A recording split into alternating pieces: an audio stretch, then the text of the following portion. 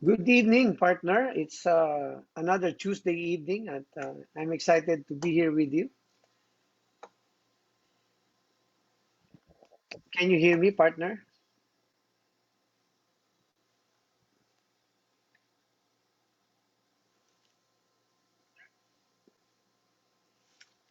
Yan, nagsa-sign language si partner, nakamute ka, nakamute.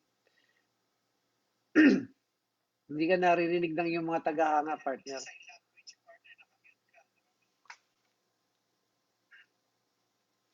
Yan, i-unmute natin. So magandang gabi po sa ating mga taga-subaybay. Magandang gabi, Harvey Magnaye, Sherwin Julius De Leon Salangsang, Ovejas Genevieve, Nina Golosino Ranyoa.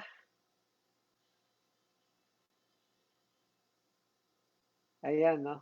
Jean Pajarillo, magandang gabi po sa ating mga tagapakinig. Habang pinifigure out ni partner yung yung kanyang audio, no? Nakamute siya. Of course, Victor Mempin from the UK, magandang gabi sa iyo, brother. At sa ating mga kababayan dyan sa United Kingdom. Good evening po sa inyong lahat. Sabi ni Jenny B. Ovejas, pa-shout out po sa San Jose del Monte, Bulacan. Magandang gabi po sa mga taga SJDM, San Jose del Monte, Bulacan. Natin, ako nag-open ng mall dyan yung SM San Jose del Monte, no? Magandang gabi po sa inyong lahat. Neil Bernal, also, magandang gabi po. Brother Neil Bernal. Mami Sid Pineda, ang aga po ni Mami ngayon. Magandang gabi sa inyo, Mami. Kamusta po kayo dyan sa Paranaque? Good evening po sa ating lahat. Habang pinifigure out ni partner ang kanyang Zoom, no? Nag-log out siya sandali para magkaroon ng audio. Well, tonight is going to be an exciting episode, no? Gaya ng napangako natin, it's a part of a series of episodes pertaining to how we can help the restaurant industry. And so last time we talked about yung how customers can help save the restos. Ngayong gabi naman papag-usapan natin how the government can help, no? Can continue to help, I should say. Kasi meron naman pong mga nagawa na. Ayan, si partner. Ayan, sorry, ayan. Talagang live, mahirap yung live. Ayan, we're back. Sorry, coach. Kinabahan ako, kala ko may solo episode na naman ako. Ayun. Diba? Matagal-tagal na rin yung unang solo episode. Oo nga, nagulat ako kanina, we're fine before the live, and then finally when it went live, Murphy's Law, ayan po. Sorry po. Okay. By the way, no, at habang binabati natin, of course, ang may-ari ng Blooms to Last. Ayan. It is just Distrito. Ipopromote natin sapagkat nalapit na yung Valentine's. Sabi nga natin last week, no? Nakita ko nga yung post mo sa story mo yata. Napangiti ako dahil parang yun yung usapan natin. Di ba? Dapat naaalala mo kung ano yung mga binabanggit na nakikinig ka sa mga binabanggit ng partner mo, ng asawa mo, ng girlfriend mo, no? Para nasusurpresa siya at napapaano siya, no? Narinig mo yun, di ba? So, ayun po, magandang opportunity sa ating mga kalalakihan na yung darating na darating na linggo. Linggo yata tatapat ang Valentine's Day, no? Napakagandang ika nga petsa para sa araw ng mga puso, no? Oo, 3 araw kang magre-red, Friday, Saturday, Sunday. Kasi kung Hey Patchoy, kaya ako nakaganito. Yes, tapos Friday. Friday. Yan, Friday. Okay, kung Hey Patchoy, kaya nakaganito yung mata ko eh. Ayan. Forever na yan. Authentic tayo dito, no? Ni hao ma. Ni hao. Oras natin, parang ganun eh. Oras natin, petcam. 8:30 na po, no? So, again, no, nakakatuwa itong natin, series of episodes. It's been getting a lot of great feedback from our viewers, and maraming mga tanong na sinasagot natin offline. And of course, sa mga comment section ng ating pagpo-post ng video. Maraming salamat po. Nag-average tayo ng napakadaming viewers na ngayon. More than 5,000 viewers per episode. And we'd like to thank you, no? Take this opportunity to thank you. Magandang panimula po to sa taon, and I think we're building momentum, no? And more than anything, I think it's 38 episodes, meaning meron 38 videos available for everyone, no? Every resto negosyante, restaurant employee, or anybody who's interested in the restaurant industry to freely access. And yun naman ang pangarap natin, na makatulong tayo lalo sa panahon ng pandemya by providing yung information that can inspire the hearts, empower the minds, and of course, equip the hands of our fellow resto negosyantes. Yes, at para So, sa mga kamusta? gustong Go ahead. mag-binge watch niyan, madaling-madali rin siya sa YouTube Oo, kasi one parang after the Netflix other. yan, no? Parang Yan. Netflix yan. Nasa YouTube po yan sa kagandang loob ni Cher, no? Siya po ang nag-archive dyan, no? Immediately, almost immediately after showing the live episode, nilalagay na po yan sa YouTube. And of course, may replay po yan sa Facebook. Pakishare na lang po para mas marami po sa mga kababayan natin na makinabang. Hindi lang po dito sa Pilipinas. Nakita niyo naman yung nanonood sa atin. Merong mga taga UK, taga Australia, no? Yes. Australia. May taga New Zealand, no? Mayroong taga Middle East, Dubai, Las Vegas, no? At marami pa pong ibang lugar. Ano naman ang Pilipino? Nagkalat po tayo sa iba't ibang sulok ng mundo, eh, no? Speaking of which, ikaw na nandiyan sa Malaysia, balitaan mo naman kami ng ano ang latest dyan sa Malaysia. Ayun, latest good news, medyo bumababa na yung cases from dating nag-high kami from 5,000. This week is nasa mataas pa din at 2,000 near 3,000 pero bumaba na. Tapos nag-allow na ng dine-in for 2 people in one table. And for CNY for Chinese New Year, maximum of 15 people in your house. Pero merong within a certain distance lang, hindi pwedeng mag-cross pa rin ng states to control the spread. Nakakatuwa, no? Kasi to a certain degree, they're also allowing people to exercise good judgment. Yes. No? Na, yun nga, dyan papasok yung, of course, disiplina and mindfulness, no? Kasi, it's not, COVID-19 is not just about yourself, your family, but also being mindful of the impact of your behavior to other people in the society. Sabi nga, di ba, pinaliwanag natin dito sa isang episode natin kung yung pagtingin natin sa mga bubbles na tinatawag, no? Yung bubble natin is not just our own family na nakipag-gather tayo maybe this Chinese New Year or for Valentine's. But imagine each of those persons having their own own individual bubbles. And again, those people having another bubble of people na so ganun kumakalat po ang virus. Hindi po kakalat ang virus kung wala po siyang carrier. So ngayon po tayo pong lahat ay mga carriers, no, kung tawagin. So sige, tuloy tayo sa ating top 3 takeaways na mula nung last episode natin about saving the restaurant industry from a customer standpoint. Yes. Ang gustong-gusto ko yung episode na yun kasi at this point, especially for the ones who don't own restaurants, yung mga gusto lang mag-support, yes, watch it and then have your tips. And gusto ko rin yung mga nagtatanong. First top 3 takeaway is patronize often as practical for you. Strike that needed balance. Yes, no, malaking bagay po para sa aming mga taga-restaurant industry na may kumukonsumo. No, maganda. Ngayon, pag-usapan din natin ngayong gabi yan, no, sa mas malalim na perspektibo. Pero last week, sinabi natin, no, ang inihiling po ng mga taga-restaurant, especially yung mga talagang nag-invest, no, at nagpatuloy na dinidisiplina yung kanilang mga teams para mag-exercise ng safe and health and safety protocols para ma-ensure yung safety ng bawat kumakain. Na i-consider, no, yung patronage. Because if you think about it, we would all have to consume food in various ways. But again, no, it should be a balance between going to the wet markets and going to the supermarkets, cooking at home. And ang restaurant po ay nandiyan para i-consider nyo yung convenience, accessibility, and of course, yung ibang quality rin ng pagkain. Di ba? May mga bagay na mahirap lutuin po sa mga pagkain na mahirap lutuin sa bahay. Hindi po lahat madaling lutuin sa bahay. So, alam-lalo, yung mga tulad ng lechon, di ba? Ang hirap lutuin sa bahay. Nasa consider mo like sa amin, no? In our case, no? Buffalo wings, so madaling magprito ng manok, pero yung breading, kakalat sa lababo niya yan, no? Et cetera. Maghugas kayo ng pinggan, et cetera. So, maraming konsiderasyon. So, sabi ko nga, as practical, no? Hindi naman siya sabi, araw-araw kayong mag-order sa restaurants. Tsaka ngayon din natin nare-realize yung importance ng time with family, yung quality time. So, the convenience of ordering would allow that.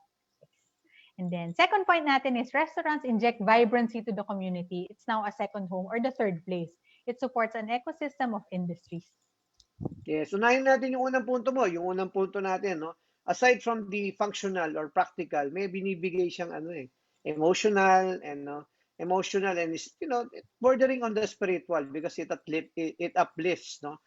Inaangat niya yung ating emotions, no? lalo ngayong panahon na usong-uso yung mga katagang anxiety, stress, no? Fear, no? Yung mga tinatawag natin na insecurities, no? And doubts, no? So, para tayong nagiging Valentine's Day show sa mga binabanggit kong mga emosyon. Parang bigla tayong magpapayo dito. Hindi po tayo doon papunta. So, gaya po na nabanggit natin, of course, yung pagkain po, pag-order sa restaurant, it, gives you that comfort and joy, no? Of course, nabanggit na kanina yung convenience and practical application or practicability, no? And aside from that, meron po siyang ibinibigay na ano, na ligaya, ika nga. So imagine a mom na nagpapa-online class ng 4 na anak, no? Nag-aagawan sila sa bandwidth, no? And then nagvi-virtual meeting din yung nanay, pati yung tatay, and then it's just a click away, no? You can order for delivery. And during weekends, di ba? Yung hindi naman kahit yung mag-asawa man lang makalabas ng bahay, no? And then magte-take out sila para sa mga bata kung wala pa sa hustong edad. Iba 'yon no? Iba yung nadudulot na kaligayahan. Tsaka siya yung quickest means for travel. Di ba? Yes, yes. Tama, nabanggit mo rin yun, no? Yung makarating ng Japan, kumain ka ng Japanese food, di ba? So, makarating ng Pampanga, kumain ka ng sisig. Di ba? So, let your taste buds do the traveling. No? Parang Flavors of the World campaign ng Buffalo siya. Yes. Ayan. So, yung third point natin is, you put effort on what matters to you. Do your part to help this essential service industry. Yes, no. Ano po, nabanggit natin yung social relevance of all of these things. Kanina nakalimutan ko ipaliwanag yung ecosystem, no, of suppliers, stakeholder employees of course, no. Raw material producers, lahat po 'yan eh. Isang malaking ecosystem po ang restaurant, no. So again, no, when you participate in the economic process of reviving the restaurants as customers, malaki rin po yung yan isa sa mga pinakamadaling way para tumulong po tayo sa pag-recover ng ekonomiya. Because malinaw, diretsong yung impact. No? Bumili ka sa restaurant, yung binili mo ron, pinang-upa dun sa nagpapaupa, pinambayad ng buwis sa gobyerno, no? Pinambayad sa sweldo ng empleyado, yung empleyado, may panggagasto sa pamilya, pambibili niya of course, unahin yung mga alcohol, etc., no? Yung essentials, grocery, and and it continues on. Nabubuhay, umiikot po. Yun naman po ang importante sa consumption. Yun po yung isa sa pinakamalagang konsepto kaya nga po 'di ba may mga pagkakataon nilalagyan, ini-injectan, no? Ini-stimulate yung economy by giving people the capability to spend. Ayan. So ayan, ngayong gabi dudugtungan natin. So last week, customers, ito po ang again, no, lahat po yan matutunghayan nyo. Mapapanood nyo po yan, kahit ilang beses nyo ulit-ulitin, wala pong bayad yun. No? And maganda pa yan, you can share it to others no, pag nagustuhan nyo. Now, dadagdagan natin yung library natin, gagawin natin. How can the government help? Diba? How can the government help? And how, actually, gusto kong baguhin, mahaba lang masyado. How can the government continue to help? Kasi meron naman ng ginawang tulong ang ating pamahalaan. So bago tayo tumuloy dyan, gusto mo nang batiin yung ang daming nanonood ngayon. Maganda siguro yung nakita siguro nila yung relevance ng topic sa kanilang mga ginagawa din. No? Si Miss Disa Sagayap, of course, andyan siya. Neil Bernal, sabi niya, taga San Jose del Monte po ako, malapit po ako sa SM Coach. Ayan. Si Dan, no, ito, congratulations. Dan Tanchoco, isa sa mga, sumabak sa negosyo noong panahon ng pandemya. And there yung kanilang shop, Sana hindi ako magkamali sa pangalan. No, mamaya ako nababanggitin pag nasiguro ko yung pangalan, bro Dan, no? Siya kasi personal na naghahatid sa akin yan. No?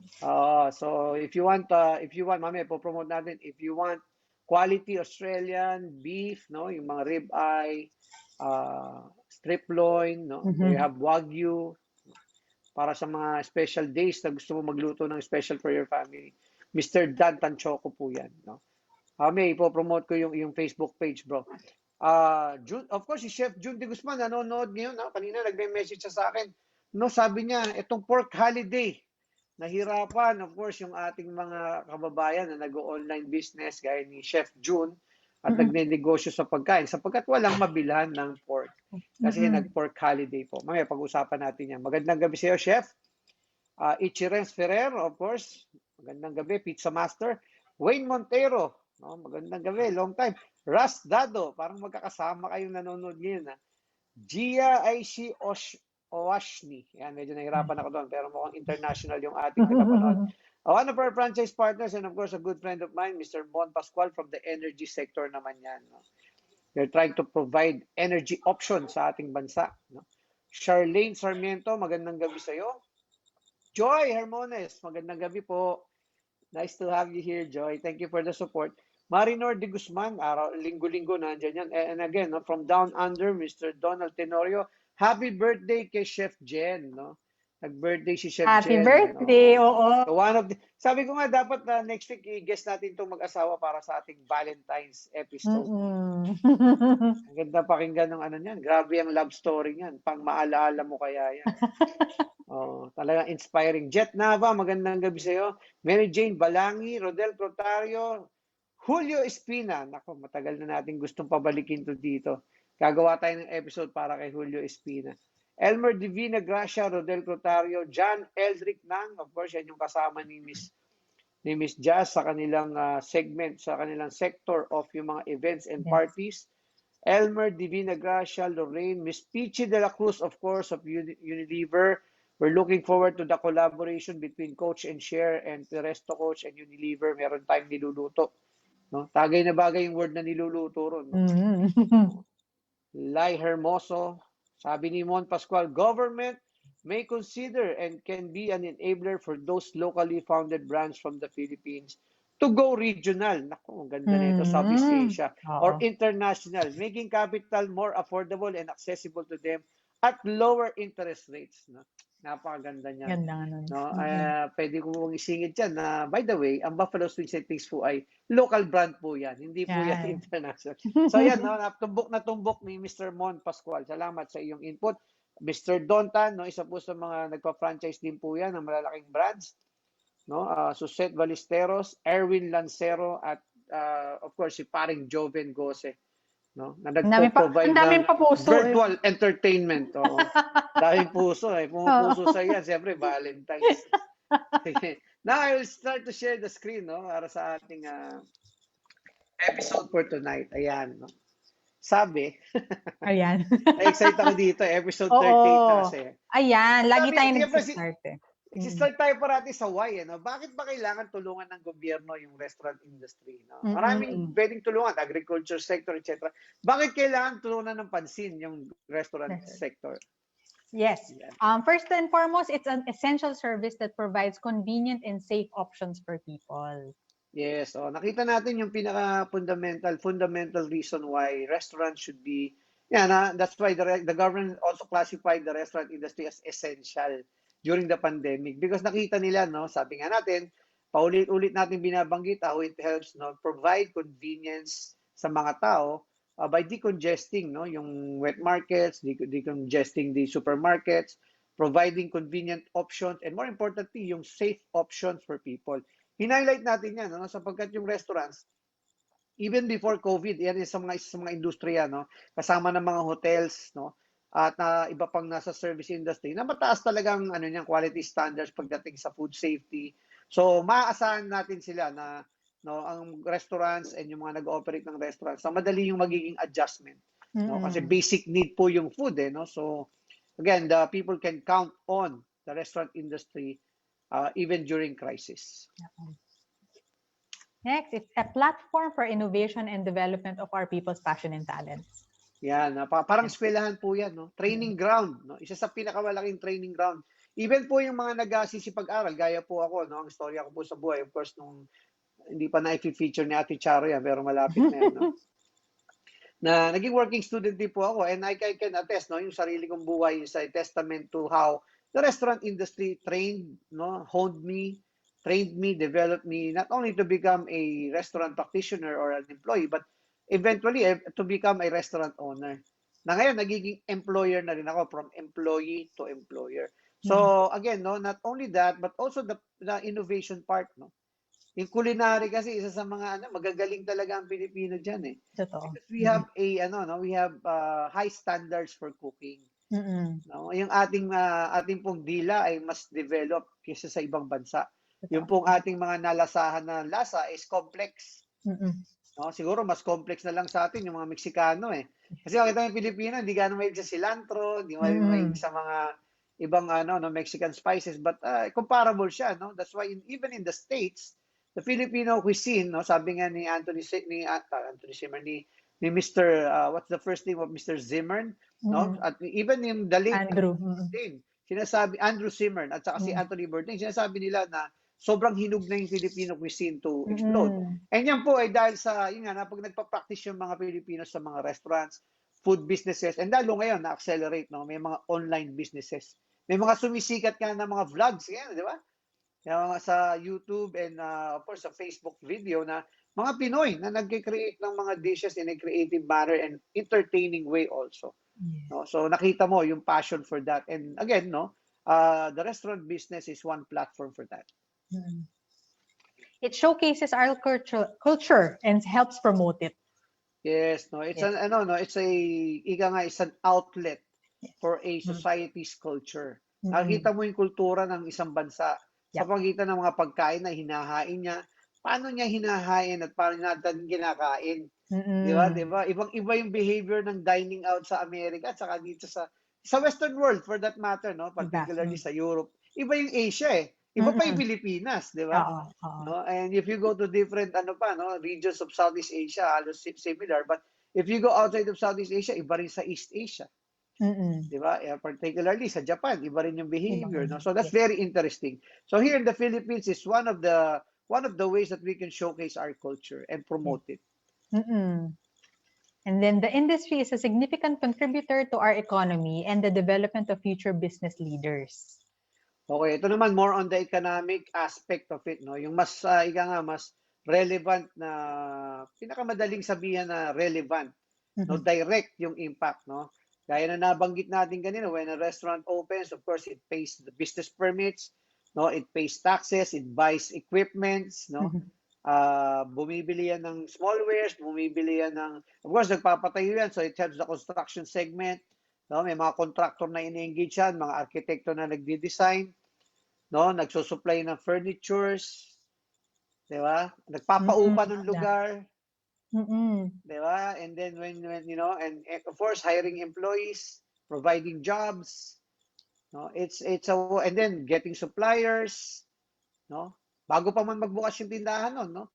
Nagte-training pa lang yan. And then when the restaurant opens, of course, aside from serving the customers, it actually serves the community. Mm-hmm.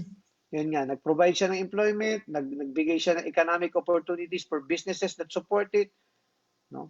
And then of course, local taxes, national taxes, no? Maganda ang contribution and malaking industriya to. Isa sa pinakamarami to. When you talk about a typical mall, it's actually mga ngayon nasa na yan, no? Dati sa 12% lang ng laman ng mall yan eh. Ngayon nasa 40% to as much as 50% of the mall.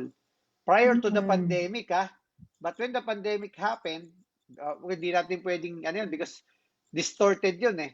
Oh. So it's up to 70% now ng laman ng mall restaurants. No? Mm-hmm. Just because a lot of the other spaces closed, no? So when it normalizes, I think it will settle at least 50%.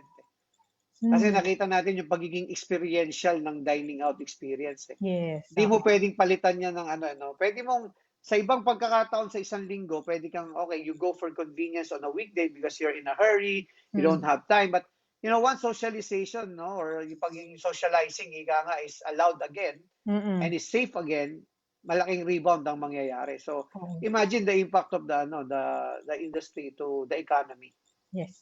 Agree. Yan isa sa mga frontliners ng economic recovery. Aside from the BPOs, of course, the agricultural sector, the manufacturing sector, nandyan din, no?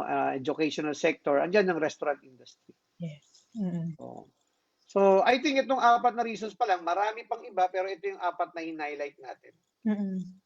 So, siyempre, in fairness, no, here, dito po, we're proud to say that we don't tackle issues with a slant on opinions, no. Hindi po kami opinion show or komentaryo. We try to provide reliable, accurate as much as possible. Kaya nga may partner tayo, yung Tangere, which next week, no, they will again work with Ion to give our viewers another round of survey na mas malalim tungkol sa pagbabakuna, no, at yung sentimiento ng mga Pilipino about the vaccine and how they will plan to magbabaccinate ba o hindi.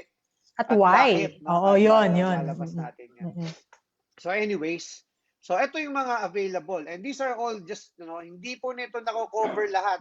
But these are things that I just, collated. And later on, we'll provide the link para Yep. po sa detalye, para we can give justice dun sa nagawa na ng gobyerno. Number Mm-mm. one, of course, in terms of health and safety, share. Ayan. So, policies, restrictions, and guidelines through IATF, DTI, DOH, DOLE, and other agencies.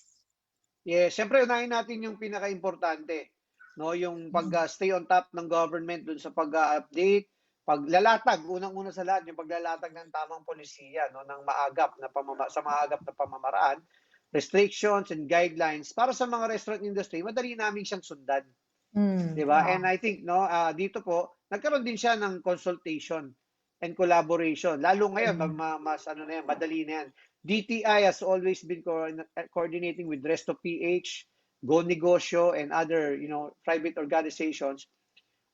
Especially as no on the latter part. Nung una medyo nangangapa kung sino yung kukonsultahin kasi nga walang iisang organisasyon ng mga restaurants. Pero nung pinanganak yung Resto PH, no, mas naging madali para mag-coordinate yung DTI sa Resto PH. And I think there was a point in time, I think it was in May or June, no, that it was very visible, no, even on media and even when you go to the malls, that the DTI and the restaurant organizations and the restaurant owners were working together to discuss ano ba yung talagang safe na option para sa mga diners sa take-out also and for delivery. Okay. Technological solutions to facilitate easier health declaration and contact tracing. Yan, it ranges from, of course, the pinakauna, yung Red Cross, no? Secondly, yung mga, LGU efforts, di ba? Feature natin yung isa dito niyan, yung Valtrace, di ba? Sa Pasig, may Pasig Pass, di ba? Sa dati dati parang walang ganong relevance, Big Bang sa Alabang, Payanig sa Pasig. Ngayon talagang may So natawa ka, so ibig sabihin inabot mo 'yon. Inabot ko pati si boom na boom pati, oo. Kasama nabot ka. Boom na boom. Star City ganyan. Ngayon iba na, ngayon anong pangalan ng tanungan niya? Ano bang pangalan ng tracing app sa inyo? So in a way, stay safe of course is a major rin doon, technological player for napakahalaga nun. Kasi nung nagsimula yung pandemya, walang malinaw na contact tracing na And then eventually, the government and the different LGUs actually came out with more convenient ways. Parang hindi na nagpapapel, di ba? Madaling gamitin, safe, no, contactless as much as possible. And isang importanteng aspeto ron, yung datos ng ating yung impormasyon ng ating mga mamamayan ay safe, at hindi po ma-access ng walang paalam. Yan, ng privacy. Yan. Efforts to curb the spread of the virus and help those affected by it. Yan, of course, no? Sabihin ng iba, talaga namang trabaho ng gobyerno yan. Ay, dito po sa Resto Coach, hindi po tayo nagbibitaw ng ganong mga kataga. Magpasalamat po tayo sa ating pamahalaan. And again, it's not the personality, it's more of the government as an institution, for their tireless effort. Tao rin po yung mga yan, no? Pero nakikita nyo, pagod na po sila. No? But at the same time, they want to maintain, as the spirit of giving hope and optimism to our people. So tuloy-tuloy, nakikita naman po natin yung effort. And in fairness, no, sabi nga, the mere fact na naka-GCQ pa rin ng Metro Manila, nakita po natin yung kahigpitan, no, at yung pag-a-adjust ng mga quarantine restrictions as needed bago po tumaas, no, the implementation of yung mga tinatawag nating mga metrics, no, yung mga threshold. Pag gantong level pumatak yan, ito na ang mangyayari. So, and the information campaign through the help of media also has helped. We can say that, ngayon, it's been a long time na nag-stay tayo to yung pag-transmit, no, nasa 1 and below 1 na siya. So, I think we should give credit to the government for that. And more especially yung ating mga frontliners. Siyempre, malaking bahagi niyan yung mga medical frontliners natin, di ba? Now, in terms of financial assistance share. So, loan assistance programs for companies such as CARES 1 and 2. Yes, ito po, ma-access po niyo yan sa, mamibigay namin yung link. Ang DTI kasi, ang ginawa niya, sinamarize niya lahat ng available na mga assistance and resources for restaurant businesses and other businesses, hindi lang sa restaurant. No? So, yan, example po niyan, yung CARES 1 and 2 programs, no? And again, you can look it up and get the details of it. So sinasabi niyan, nagbigay po ng mga pondo na loans sa mga negosyo, sa mga kumpanya upang makarecover sa pandemya. Financial assistance for employees such as CAMP, SBWS, and other initiatives launched through DOL and SSS. Yeah, malaking bagay yan, no? Malaking bagay, lalo nung onset of the pandemic na merong nilulook forward. And imagine the logistics of it, no? How many, I would say it's in the millions of people that they had to give subsidies to. Yes. And yan po, yung mga empleyado namin, nakita ko po kung gaano sila naging substantial po yan. Aside from what was given out of yung generosity ng mga companies, meron pong natanggap mula sa SSS, no? At sa DOLE, ang ating mga empleyado. And then rent reprieve mandated to private landlords or lessors. Yes, merong mga ano po, no? Again, for the details, you can check out the link that we will provide later. But ang summary po niyan, even the president was very vocal about encouraging the big landlords to give rental reprieve, no? Some of it mandated, some of it voluntary, and again, the big developers responded, no? Until December 31, ang binabayad po ng sa mall, mga percentage rent lang, no? Walang basic rent, no? And ngayong January, it's 10% of basic plus 5% or percentage of sales. Napakalaking ano po noon, diferensya. And I would say that's one of the biggest factor kung kaya may mga restaurants na nag-survive nung pandemic. Then deadline extensions for tax filing and payments. Yes, no, may mga ano po, iba-ibang sa national government po nagbigay ng extension sa pagpa-file, no, sa LGU may mga mababait na mayor, no. Maraming salamat po kay Mayor Vico, no, nagbigay ng amnesty sa mga katulad namin, yung mga ika nga, just have to write them a request. Nag-request po kami ng ano no ng waiving of penalties, no, and interest, and napakabilis po ng sagot niya, no. Tinulungan niya kami na bilang isang negosyo sa Pasig, sinabi niya na, o sige, tagalin na natin yung penalties at saka yung mga interest, no? Bayaran niyo na lang yung principal. That's a big help. Yes. No? Yan po yung pag-responde ng mga, kasi alalahanin po yan ng mga negosyante. Sapagkat pag di niyo po nabayaran yan, of course, number one, we're not doing our duty to the country, but more importantly, it will lead to penalties and, nakakapagbawas ng ano yan ng resources ng isang restaurant. Na imbis na ipo-focus mo na yung resources mo dun sa operations ng restaurant, may inaalala ka pang baka may penalty ka sa tax, no? May pa-file ka ba? Administratively, trabaho din po yan, no? So, malaking bagay po. Yes. And then, for training, yan. Educational tools, webinars, and resources for owners and employees of MSMEs relating to e-commerce, e-payments, digital marketing, and other knowledge and skills relevant to the new normal, like for TESTA and DTI. Yes, available po yan. Online hanggang ngayon po yan. Marami po binigay silang mga links, no, webinars na pwede niyo po nating balikan, and other resources and tools for owners and employees, not only of restaurants, but, SMEs, no? Parati ko nahihirapang banggitin yung SMEs. No? Mga small and medium enterprises. So, micro, small, medium enterprises. So, para pala siyang size ng t-shirt, no? XL ako eh. Kasi ako naglalagay ako ng gano'n sa isip ko para matanda. Mnemonic device to. Malaki siya, micro, small, and medium enterprises. Para sa, again, no, maraming mga naging mas relevant, no, na mga teknolohiya at mga tools ngayong pandemya. So, nag-provide ng government ng training, no, or siyempre virtual naman ngayon, no, if you just want to access it, it's for free.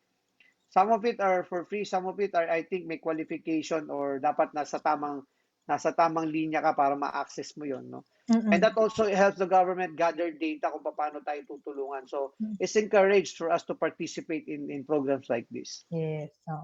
And then collaboration with private organizations who are actively supporting the restaurant industry's efforts to survive, recover, and grow again.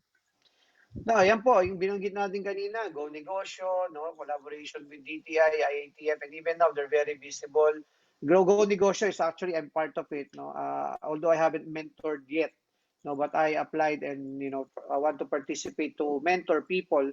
No, meron silang one-on-one mentoring program, so they're in active collaboration with the government. Even itong nagiging rollout ng vaccine, no, si Mr. Concepcion is actively coordinating with the government. And of course, yung ating Resto PH, na restaurant organization, gaya na nabanggit ko kanina, yung pagtulong nila, involvement, no, consultation ng DTI, no. Ganda 'yon kasi you're asking the practitioners and getting feedback from customers. Para hindi nyo na nire-reinvent pangit naman ita-trial and error natin. And actually that's an admirable initiative from our government to involve the people in the industry. And patuloy na po mangyayari yan. No? Proper representation. Yes. So ito po yung ating link para mapicturean nyo po. At habang pinipicturean nyo po yung ating link, and again, no, nasa replay naman po yan. Ang dami po nating nanonood ngayon, nakakatuwa po. No? Nakakatuwa. Ito, COVID survivor, no? And again, no, OFW rin po ito.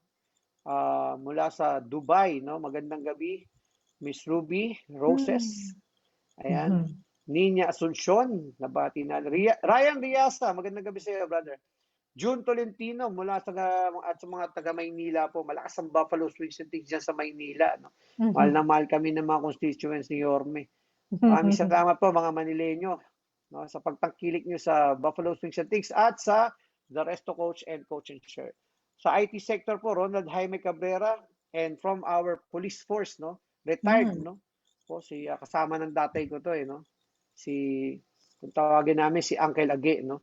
Si Ibarra Salonga, Mr. Ibarra Salonga, magandang gabi po sa inyong gabi.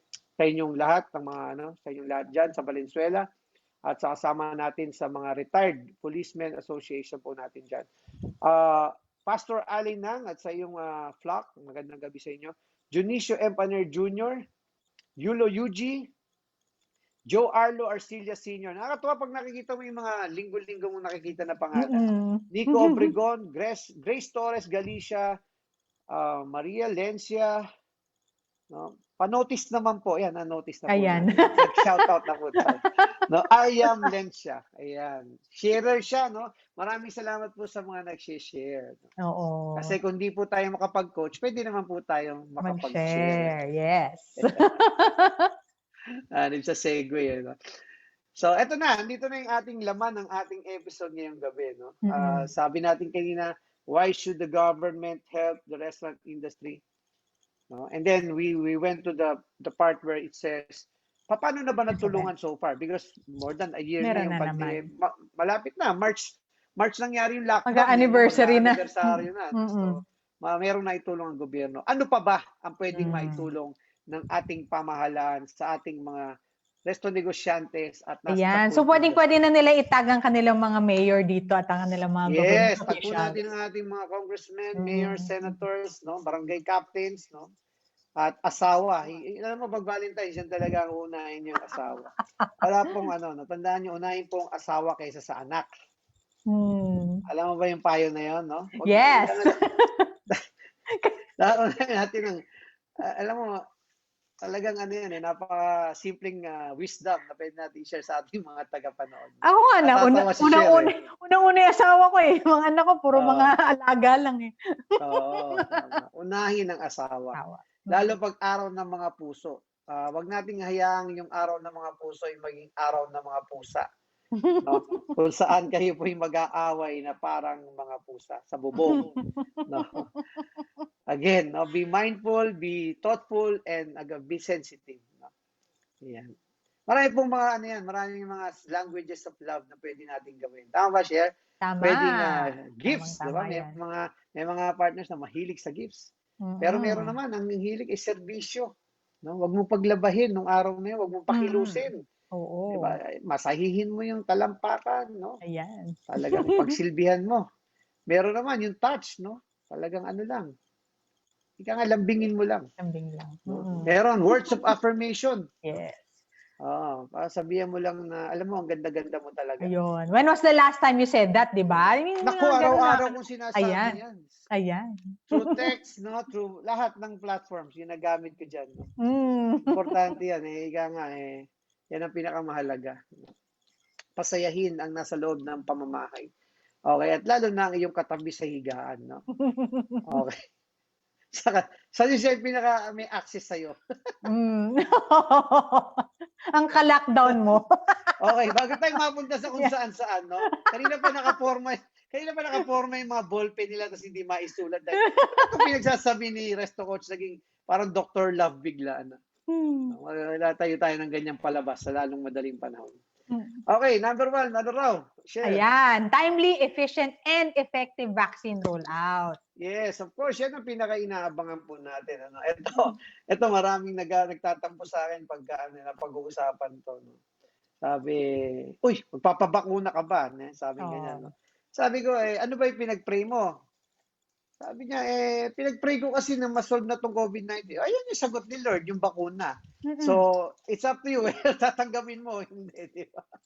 So, again, no, we hope that, not hope, no, we believe that there's something that we can do, and we will devote some episodes of the show also about that. No? Yung paano natin palalaganapin yung tamang impormasyon tungkol sa bakuna. Kasi napakahalaga po nito, no? Napakahalaga na ito na nga yung tugon dun sa pandemya para po ano. And I think sinabi naman yan paulit-ulit even ni Dr. Fauci at ibang mga eksperto na it needs to be 80% of the population vaccinated para magkaroon po tayo ng herd immunity. Diba?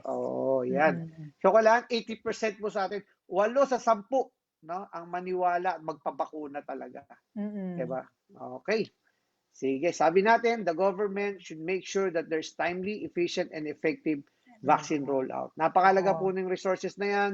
And I think in the news for the past 3 weeks, yan ang laman ng balita, inabangan na po natin yung pagro-rollout yan. In the next 2 weeks, darating na po yung unang batch ng bakuna.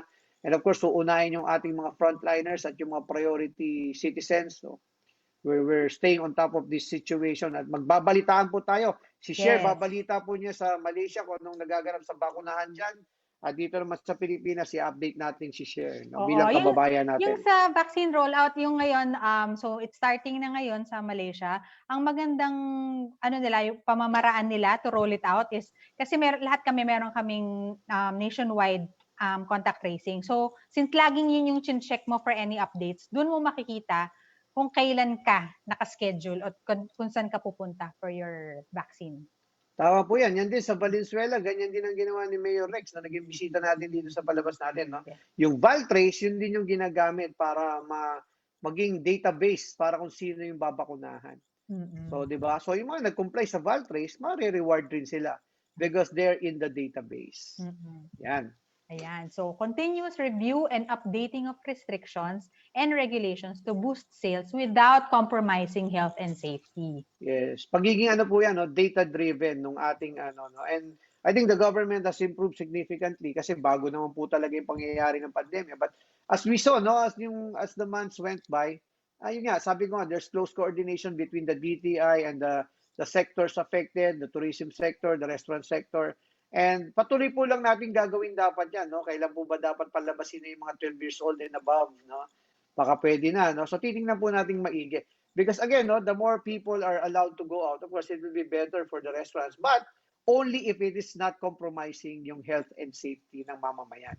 We cannot afford a second lockdown na na babalik pa tayo parang nangyari noong August. So ika nga, slowly but surely. And the government should continue to coordinate and get data, reliable data and accurate data. And I think yung updating is very important. Updating, making decisions based on the data and of course feedback from the ground. So importante po yan. Yung 1 and 2, yan po yung tutulong. Continue. The way I approach this para po sa mga talagang yung may mga nanonood tayo rito, mga restaurant nerds yan yung tinatawag na talagang gusto nila yung technical side, no? The way I approach this, para maituro ko rin po yung thought process, iniuna ko muna yung factors affecting yung benta. No? Yes. Yan yung unang dalawa. No? Paano patataasin yung benta? Okay? Kung titingnan mo siya na parang P&L ng restaurant. Okay?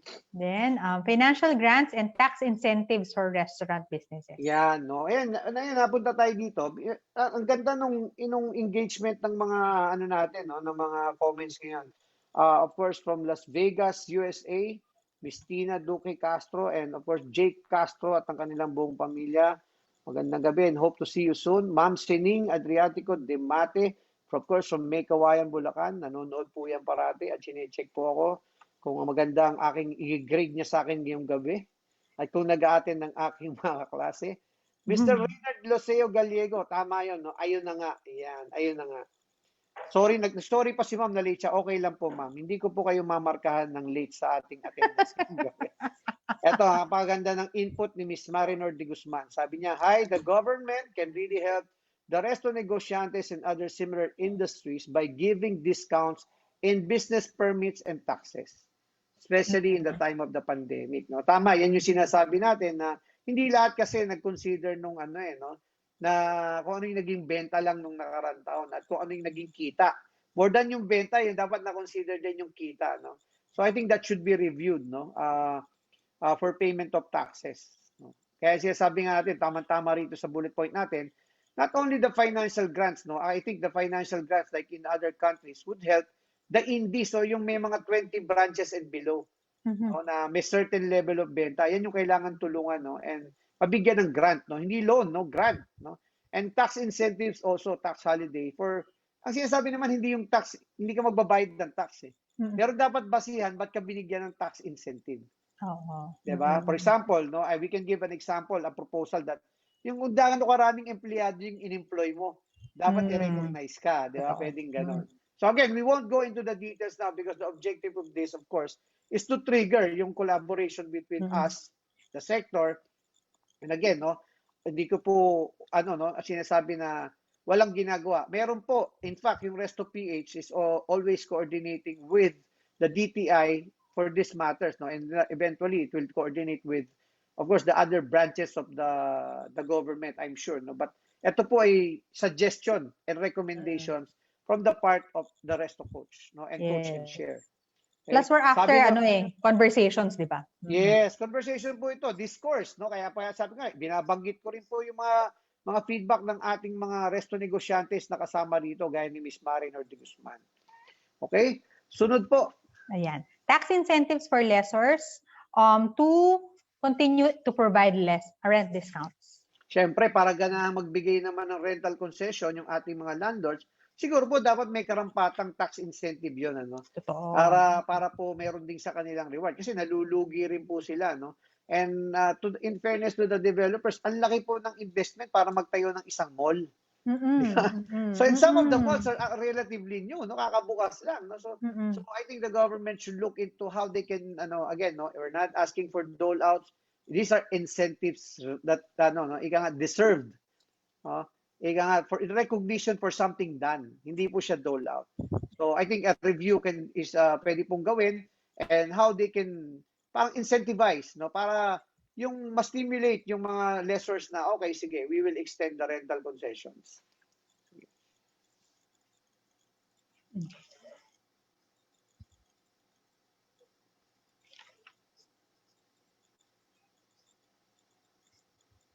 Yan. Okay. And then, focused evaluation of the current status and challenges of restaurant supply chain and logistics, primarily the availability of high-quality raw materials at reasonable prices. Ayan. Napaka-fundamental po niyan. At yan po, magbigay ng cue sa akin para basahin, no? Again, yung feedback ng isa nating nanonood, si Mr. Mon Pascual. Sabi niya, a more streamlined logistics and supply chain that is safe, secure, and inexpensive. Totoo po yun. Kasi gaya na nangyari po dyan sa pork holiday, isa po sa pinag-uusapang aspeto dyan, ay yung logistics side of it. No, pagkatapos katayin yung baboy at iluluwas or kahit nga hindi pa katay, no, buhay pa yung baboy, pag niluwas, ano yung cost nung transporting the product to Metro Manila? Because alam naman po natin that majority of the consumption is in Metro Manila. But the sources are outside of Metro Manila. So may malaking bahagi po nun yung logistics, no. Sabi diyan, safe, secure, and inexpensive. More lenient, less restrictive exchange of goods and services to ensure common ingredients and essential workers are always reliably available. Ang lalim po, no? Napakaganda ng ipos ni Mr. Mon. Tama po yun, no? Yung reliability ng supply chain, ng mga raw materials, of course, it's linked, no? It's linked to the workers, no? Paano natin pangangalagaan, no? At gagawa ng mas efficient na sistema para makapag-produce, no, yung mga workers ng pangangailangan ng industriya, no? Again, from the production to the distribution, no, yung transportation and distribution, kasi hindi naman po yan magic na nakakarating sa pintuan ng restaurant. Dumadaan po yan sa sasakyan, sa kalsada, no, and of course all the corresponding yung related cost like cost of fuel, yes, okay, toll fees, no, etc. So maraming Oo. pwedeng pag-aralan. Ang sinasabi lang dito, no, supply chain and logistics, no? Yes. Kaya po ito, no, wala po sanang ma-offend, and I'm trying to put this as positively as possible, no. Panahon na po para Mm-mm. tutukan natin ng mas maiging pag-aaral. Bakit nga ba nangangailangan pang mag-import, no? No, kasi nakakatakot yung pinag-uusapan sa TV eh. Mm-mm. Parang wag bayagan ng importation. Eh kami na po magsasabi sa restaurant industry, and I can only speak for our restaurant and our company. Pag hindi pa po kaya, Mm-mm. sapagkat po, no, unfortunately, dito po sa ating sa bansang Pilipinas, hindi ka po susuplayan ng supplier pag naghahanap ka ng special cut, pag Oo. meron kang specification na, for example, 90 to 110 grams per piece of wings, pag naghahanap ka ng consistency sa na walang hematoma yung manok, walang feathers, etc. No? Mm-mm. Again, wala po sana magagalit. Yung pong availability pa lang at yung standards na ina-apply, mas maganda po sa ibang bansa. Kaya Oo. po napepersa kami. At ito po ang kamangha-mangha, mas maganda po ang presyo. Mm-mm. Magtataka ka, bakit mas mura pa yung imported kaysa sa local? So, kami din po sa restaurant industry, gusto po naming malaman at matutulungan kami ng gobyerno. Bakit po ba ganon? Di ba? Mm-mm. Bakit po ba ang Oo. mga local suppliers, panay ang sinusupply nila, isa palengke? Sapagkat siyempre, obvious reason, cash yung bayaran doon, Mm-mm. wala nang putol-putol. Oo. Hindi Yun na tatampo yun. mo sa As is. pag Oo. kinuha mo yung wings, ani mo yung pecho, no? Hindi na nila inaalala. But I think there should be a focused evaluation because, from the time ng 1990s na kinikwento nga sa akin ng partner ko sa negosyo, si Ed, no, na even yung mga romaine lettuce and ano, no, and other imported items, wala pa sa Pilipinas. Yan, ang dami ng napatunayan na ng restaurant industry, kung gaano Mm-mm. kalaking negosyo at ano yung mga kailangan nila. Mm-mm. But we cannot go on in an environment where ito kailangan namin, ang sagot lang, wala kami niyan eh. Oo. Tapos sa Mm-mm. imported rin natin kukunin. Pero Mm-mm. magtataka ka, mas mura pa pag in-import mo. Oo. So pag-aralan. Sa inyo sa Malaysia, anong sitwasyon? If you can share, no? As in, mura siya eh. Kasi ako kasi 'di ba meron yung assessment ng daily lunch or daily meals. Yung bibili lang ng manok sa palengke, di hamak na mas mura kaysa sa Pilipinas. Manok, gulay. Kaya nga pag may kausap ako sa Pilipinas, parang pangmayaman lang magulay sa atin eh. Tapos pag may baboy ngayon, parang okay, ano ka na. Sobra kang A-class, parang gano'n. Mm. So Mm. dapat pag-aralan talaga eh. Saan ba yung ano, no? Saan ba yung root cause? Nandun ba sa producer? Mm. Nandun ba sa traders? Yung mga middlemen kung tawagin? Nandun ba Oo. sa transportation? 'Di ba? Like madalas mong maririnig, ang dami niyan sa Mindanao. Ang dami niyan Oo. sa Visayas. Eh bakit ganon? Bakit Oo. parang napakahirap? Eh bakit yung nanggaling pa sa Netherlands mas mura pa? Tama. Mm. Eh, mas Mm. malayo yata yung Netherlands kaysa sa Mindanao, 'di ba? Mm. So sa aming mga resto negosyantes, no, mahirap mga harapin yung ganyang mga opportunity. Again, we're talking about hindi lang presyo. Mm. Just to qualify, it's availability year round, Quality, oo. no? Mm. Year round quality, materials, Mm. no? Mm. Quality materials. And again, no, yun po, sana ma-appreciate nating mga customers, even ang ating gobyerno, yung effort kasi madaling mag-serve ng hindi quality. Pero ang Mm. Pilipino po kasi mataas ang standard natin. And tama lang po yun. Mm. And dapat po rin kami na mataas ang standard ng mga restaurant practitioners. Oo. Ito pong aspeto na to, isa sa pinakamalaking bahagi nitong episode natin. No? How can we help the restaurants? Kasi kanina, tinignan natin, sales. What can build sales? Ito po, food cost po yan. That's the Mm. biggest cost component of a restaurant in the Philippines. Mm. Unfortunately, magtataka ka, ang food cost sa ibang bansa, 28%, no, mataas na yung 30%. But sa Pilipinas, ganun. And we're Mm. supposed to be an agricultural country. Yes, oo. So, panahon Natutunan ko na. din, no? Parang panahon na para tingnan natin, no? Ano ba yung reason? Mm. And we should not deny the restaurant industry and say na, the primary purpose is just to feed the citizenry. But you have to remember, a lot of the people now order through restaurants. Hindi na sila nagluluto. Lalo po yung mga nakatira sa condominiums. No? Hindi po Mm. natin pwedeng i-generalize. Oo. Iba-iba po ang lifestyle ng Pilipino. Dito lang sa 13 cities and municipalities ng Metro Manila, no? Iba-iba na yan eh. lalo pa sa labas ng sa suburbs, and then you bring the key cities outside of Metro Manila. So it has to be studied, no? Paano ba natin talaga patatatagin? And ano po 'yan, no? Beneficial para sa mga producers, sa mga suppliers, no? Because the restaurants is steady stream of ano 'yan, up market na ano. And again, ulitin ko po, prior to COVID and it will return after COVID, lumalaki po yung segment na kumakain sa restaurant at hindi na nagluluto. And evaluation of the current restaurant delivery business model to find ways on how to ensure long-term sustainability. Tama po yan, no?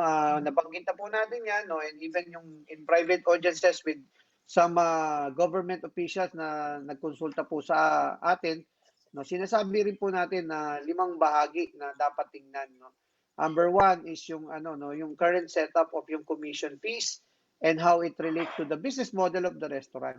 Kasi po yung sinisingil na commission fees ngayon ng ating mga kaibigan sa aggregators, it can be improved. I'm not saying it should be just reduced or whatever, no? Ang sinasabi natin dito is that it's time for us to talk, no, na magsusurvive ba yung restaurant given this economic model, no? Number 2 is yung ownership of data, and of course the Philippine Competition Commission should step in and ensure yung mga, of course, if there's ownership of data, what would prevent the delivery aggregators from competing, no? From competing with the restaurants themselves. No? Parang Amazon yan eh. That's why Nike pulled out of Amazon. But again, no, kami, we want to collaborate. We just need to find that sweet spot where it's going to be a win-win-win situation. No, win for the customer, win for the aggregators, and win for the restaurant businesses. And also of course, ensuring, again, babalik tayo, ensuring safety and quality of services. No? And lastly, no, pinaka-importanting punto, gaano karaming merchants ba dapat yung meron ng isang aggregator? Kasi parang mall, merong physical limitation on how many tenants it can accommodate. But you have to remember, sa platform, wala eh. Kahit sino. So, na-screen pa ba? Na-screen pa ba? No? Na-screen pa ba yan? It's from the big chains to the non-existent ghost kitchens na lang yan eh. Diba? Wala nang kusina lang. So, I think there should be hindi ko sinasabing i-regulate dapat. Kung hindi guidelines, dapat, parang ganun, pag-aralan lang, no? And the government should at least understand, no? Fully understand how this business model is going to impact a bigger segment, which is the restaurant industry. Diba? Kasi yun yung mas maraming ini-employ eh. So, pag yun ang lumubog, mas mahihirapan tayo. Diba? And then reviving other sectors of the economy to stimulate spending and consumption. Tama po, no?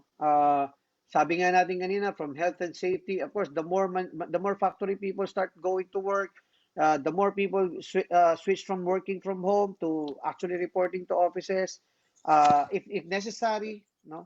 And the more businesses are stimulated to start, no? Again, no, pag nagbalik yung mga hotels, yung tourism industry, and a lot of other sectors, no, that are tied up to consumption, to production, no, at tumutulong in some form of way para sa mabuhay yung restaurant industry. So, yan po isa-summarize po natin, no, gaya po ng dati, sinamarize na po yan natin para sa lahat, no. Again, it does not cover everything, but this is a good starting point for discussion. No? Ang goal naman po natin dito ay, of course, mapanawagan yung attention, no? And I personally will also submit the summary of this episode to people who I know in the government para po makonsider po sa pagka-craft ng mga batas, of course, no? Sa of course, yung mga nasa DTI and other directly related government agencies.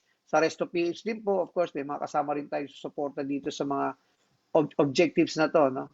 So, in summary, of course, these are the 6 items where the government can tangibly, no, help yung ating industriya. Health and safety, funds from grants and savings. Pag kasi namin po kasi binigyan mo ng discount ang restaurant, hindi naman niya ibubulsa yung kinita ron eh. Ang gagawin ng restaurant yan, i-reinvest yan eh. Iikot lang siya. Para mas lumaki pa, mas maging convenient pa sa customer, mas dumami yung branches, mas maraming empleyadong ma-employ, no?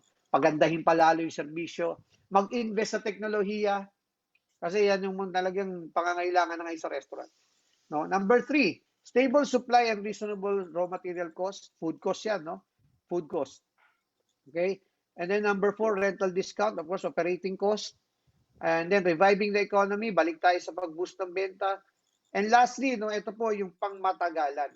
Mm-mm. I think there should be involvement, representation, and collaboration for longer-term solutions no, between the government and the sector. Panahon na para kilalanin ng restaurant as an industry that is significantly contributing to the economy.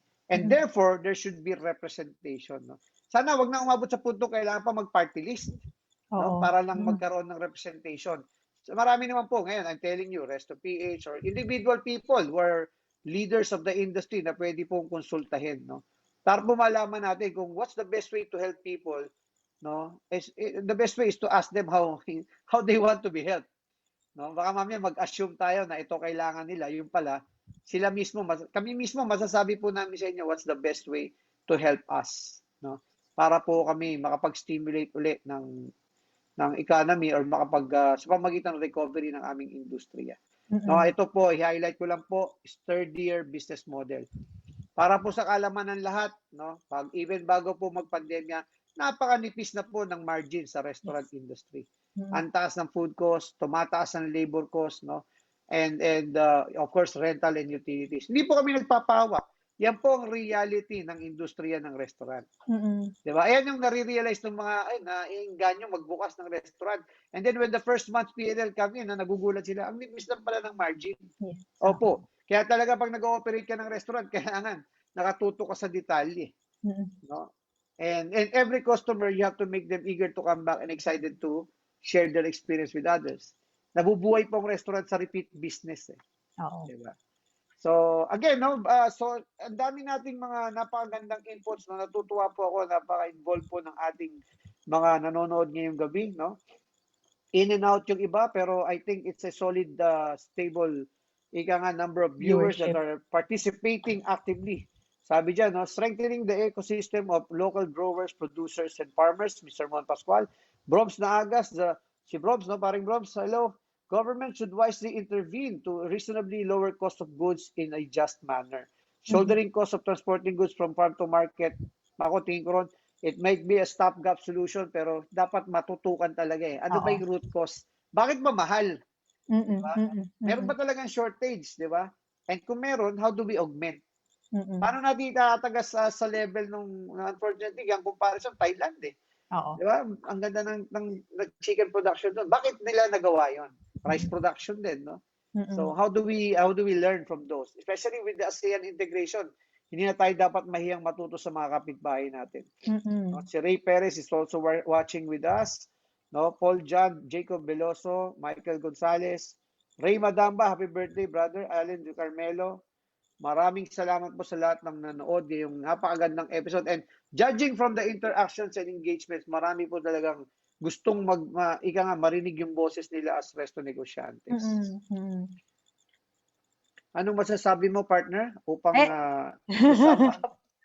And actually, meron akong main point. Kasi before, when I moved to Malaysia, the people who I worked for, nasa restaurant industry sila for around like 20 to 30 years. And then they ventured into FMCG, which sa kanila parang shucks, yun nga, manipis nga yung margin. Pero what they liked about the restaurant industry is yung within the day, makikita mo yung satisfaction. Kasi in a day, makikita mo talaga parang, okay, nararamdaman mo. Pero in building like brands, product, for example, like skincare, ibang-iba yung laruan dun eh. Pero mataas ang profit margin dito. Oo. Oo. Tama, no? Oo. Iba rin eh. Next restaurant kasi, Diba? ang bilis ng turnover, ika nga. Saka yung Mm-mm. feedback, makikita mo kaagad. But again, no, it's a business of details and Yes. Oo. details and attention and talaga. Hindi pa pwedeng hindi ka hands-on. Oo. So, top Tiyagaan. 3 takeaways, Top partner? 3 takeaways would be, the first one is, at the end of the day, ang na-prove na pati ng pandemya, restaurant industry is an essential service where it sustains other services, contributing to the economy and provides jobs and develops leaders. Yun yung first point. The second point is, one good upside of the pandemic is restaurants are now working together in consolidation and collaboration with the government. Yun yung I think nagkaroon ng mahirap man yung start Pero it happened, which is a positive of the pandemic. And the last part is the government is a key stakeholder to continue to make decisions based on data. And what I like on your point is yung incentive-based siya, not necessarily dole-outs, to Yes. to stimulate the economy for long-term sustainability. Yun naman yung after, long-term sustainability. Napakagandang segue para sa ating resto quote for the week, no? Yes. Ang ating resto quote for the week, no? Ay, ayan. Pakibasa nga, partner. Yan. Now is the time to be part of something purposeful and transformative. Kung hindi ngayon, no? Kailan? Kailan. Yes. Spoken like spoken like a true person from Diliman. Oh. Buhay po ang ating mga kapwa scholar ng bayan.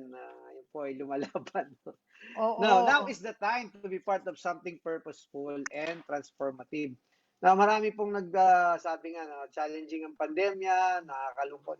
Sa akin po kasi, no, I'm an internal optimist, no, because siguro of my faith in the Lord, no. Sabi natin dito, tingnan natin yung pagkakataon. Sabi natin nung, 'di ba, seek not only the opportunities but also your purpose during the crisis, 'di ba? Sabi natin nung nakaraang linggo. Ngayon, ang sinasabi natin, ngayon yung tamang panahon para maging bahagi ka ng ng isang bagay or isang undertaking na may kabuluhan. Ayan, kaya ako sumama sa The Resto Coach. Totoo yun, no? Kasi yung relevance ng Resto Coach, mas tumaas po siya nung panahon ng pandemya. Pag nangangailangan ng tulong ng tao, nandito po tayo, no? Again, whether it's solicited or not, no? Appreciated or not, it's here. We're putting it out there for you to discern kung ano po yung pwede niyong pakinabangan. Yung hindi, di tapon po natin. Ang calling po nating lahat ngayon, no? Let us take this opportunity to be part of something purposeful and transformative. No, yung wag po tayong mag-focus dun sa ano yung mali. Sa halip, maging bahagi po tayo ng solusyon. At ito po yung pagkakataon, no? Itong pandemya na to is ako nakaka-excite. Na-excite ako sa magiging magandang bunga nito sa humankind. Ika nga, no? Hindi lang sa Pilipino, no, kundi sa buong sangkatauhan. And it will all start with the individual, sa sarili po nating puso. No? So, nag-enjoy ka ba ngayong gabi, partner? Very much, Coach. I think maraming magre-request ng follow-up dito, yung merong daw guest. May nagsasabi na, no? So, we will try to, of course, invite people over to talk again about the topic. But, eto po, magandang po ito, parang summary. No, ika nga, salient points. And again, it doesn't cover everyone's wish list. Hindi po yan, no? Sa amin lang po rito sa Resto Coach yan, base po sa aming naging karanasan nung panahon ng pandemya. And again, mula sa Malaysia, bumabati sa inyo si Sher at mula po rito sa mahal nating bayang Mandaluyong, no? Originally from Valenzuela, Mr. Romel nang po. Parang kakandidato no? Romel nang po, no? At stay safe, stay healthy, and keep your wings up. Good night po. Magandang gabi. God bless.